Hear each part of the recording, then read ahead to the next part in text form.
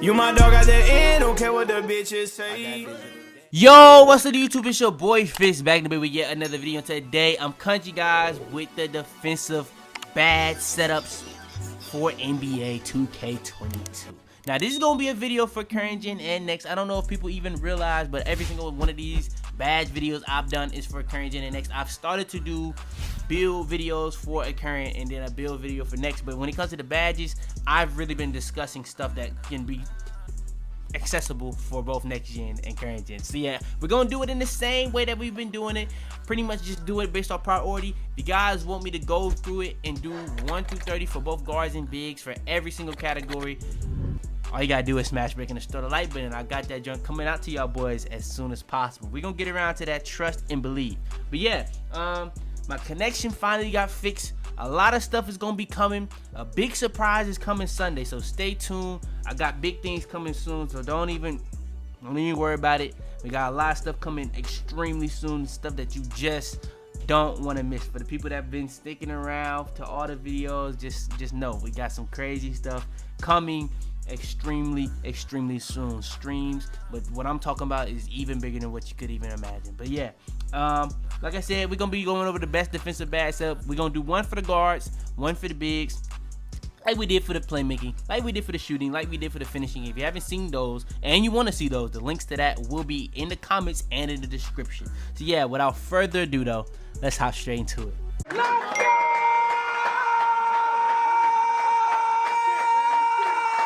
Alright, so hopping straight into it for the defensive bad setups. Like I said, we gonna go over the guards and the bigs. So first things first, like I do in all these bad setups, is going to be the guards. If you guys want to hop straight to the big, the timestamp will be on the screen and in the description, so don't even worry about that. But yeah, hopping straight into it. So for the guards, the most important badge for a guard bad setup, in my opinion, right now in this stage of the game, is Intimidator.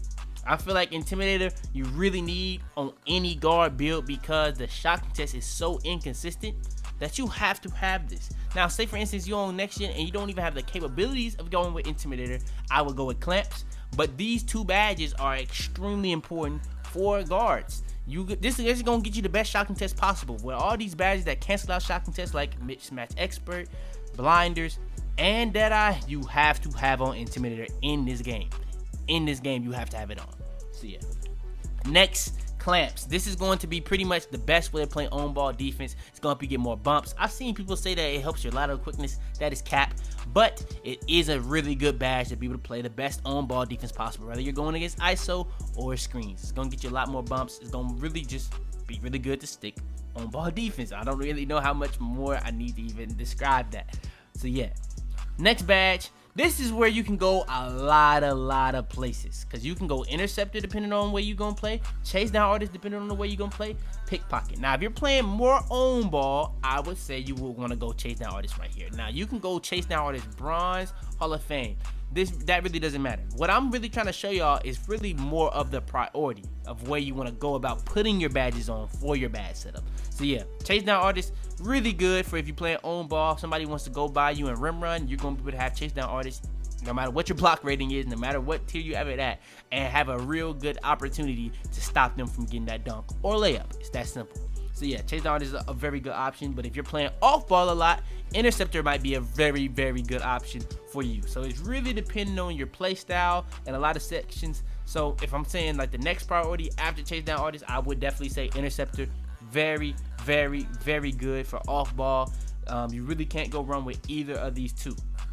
Now say for instance you're playing on ball though, and you know what I'm saying, you don't really necessarily need interceptor, but there's gonna be times you're not always on ball, so interceptor is gonna be good. But that next badge you probably want to go for as a guard will be pickpocket. Pickpocket improves a player's ability to steal the ball from a defender, or not a defender, from a ball handler. And this badge is extremely overpowered on next gen. On current gen it's good, but on next gen it's extremely overpowered. I feel like interceptor, chase down artists are extremely good badges on both, but pickpocket is on a crazy level on next gen right now. It's making like people make pickpocket is pretty much determining what deals people make for their guards It's crazy how much of an impact this one badge is having on next gen. I'm gonna be real with you. But yeah, pickpocket is the badge I would say right here. Now, this next badge is a badge you really could have honestly argued putting this from the time I said intimidator, clamps, and chase down artists. It probably should have been in that area, but the next badge is hands down pick dodger. Pick dodger is a badge as a guard you 100% have to have, but again, it's one of those badges that you have to have if you're on ball. Now, pick dodger can also be good for off ball, but a lot of people on this game don't really even set off ball screens. But if you're going against people that's doing that, and you have this on, you're gonna be straight. Now, one reason why this badge actually became a good badge again, or not really again, because it never was really the craziest, it was always inconsistent, but they actually added the level of when you have it at Hall of Fame, you can blow through screens. And yeah, that's just such a great badge to be able to have, or such an ability to have in a badge like this, where we always have pretty much wanted to use it. We just never had a reason to use it. It's that simple.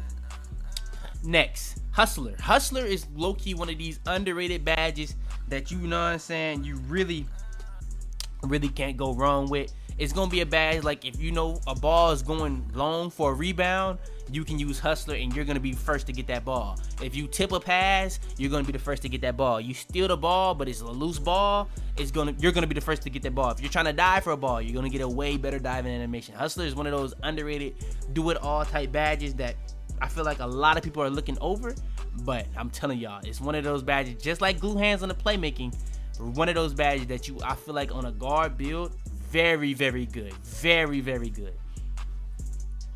Alright, next. Now, this next badge, you can go a lot of different ways. Depending on if you play in the 1v1 court, I would say ball stripper, but I don't know if that's necessarily the most needed badge, you know what I'm saying? It's a great, great badge. It's a great, great badge. It works exactly how it's supposed to work. Layups and dunk attempts, you're going to be able to strip people. And it's way more overpowered than an unstrippable badge, but ball stripper, I don't know if you're going to be in situations to use this as much as other badges you could possibly use, like off-ball pest or even a brick wall. And I know y'all probably don't even understand why I'm saying brick wall, but I'm saying brick wall because when it comes to the point of that last thing, you see it says increases effectiveness of screens. We don't need that.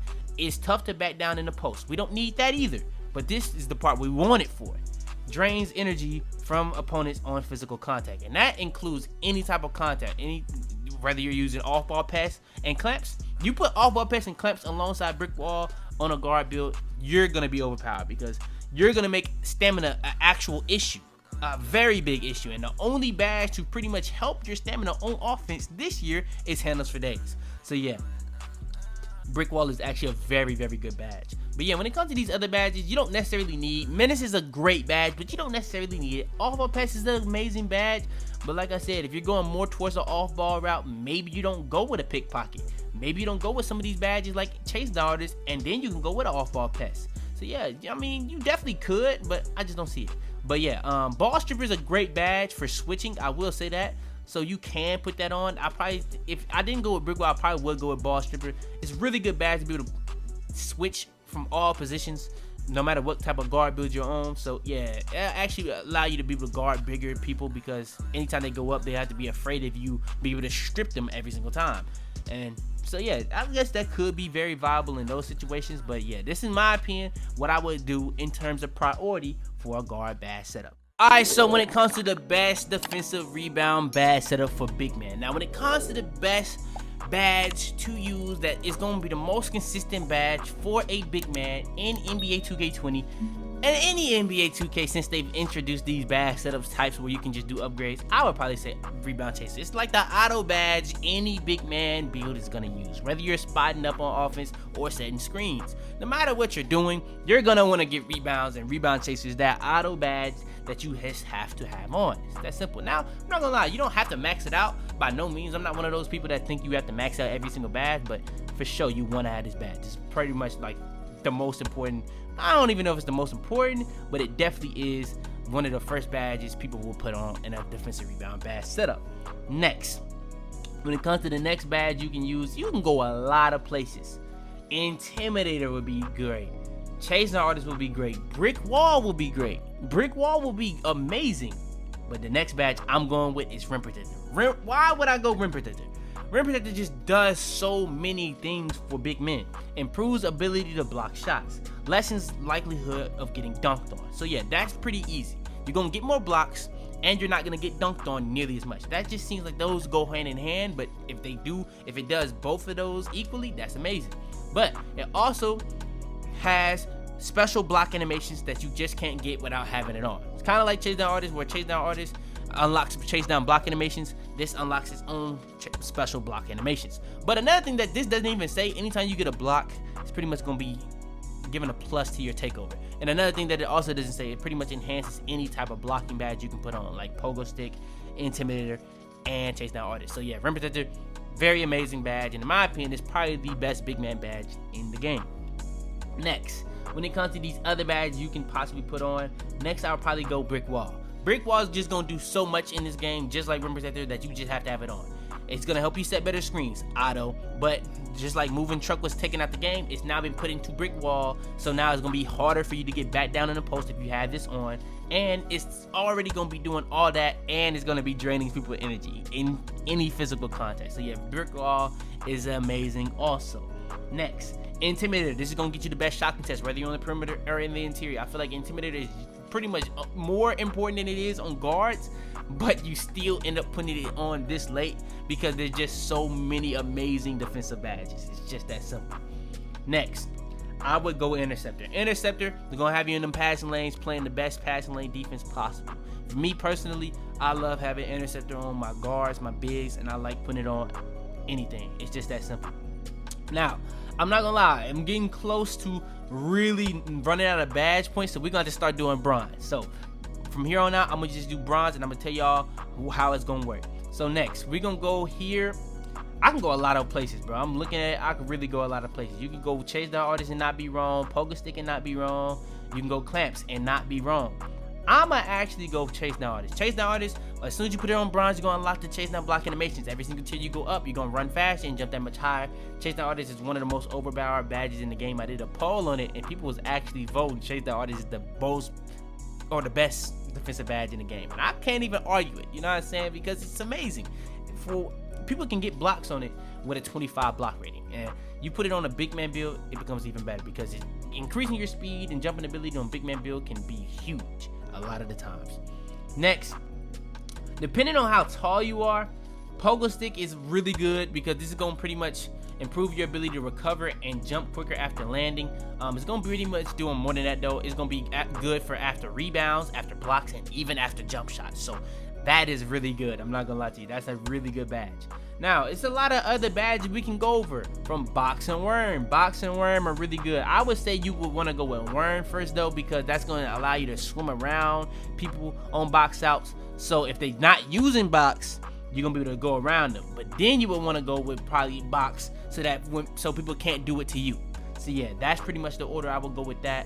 When it comes to importance, I would say Worm is definitely more important than box. So yeah. And then when it comes to these other badges, it's some other badges you could really use that I don't even know what order to go. So I'm gonna go Clamps. I'm gonna go Clamps next.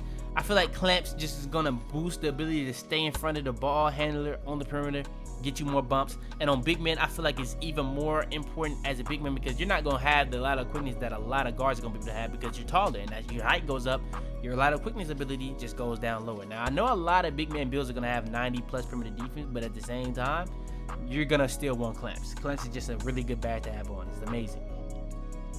Next, this is around the spot I would probably go with Pickpocket or Hustler.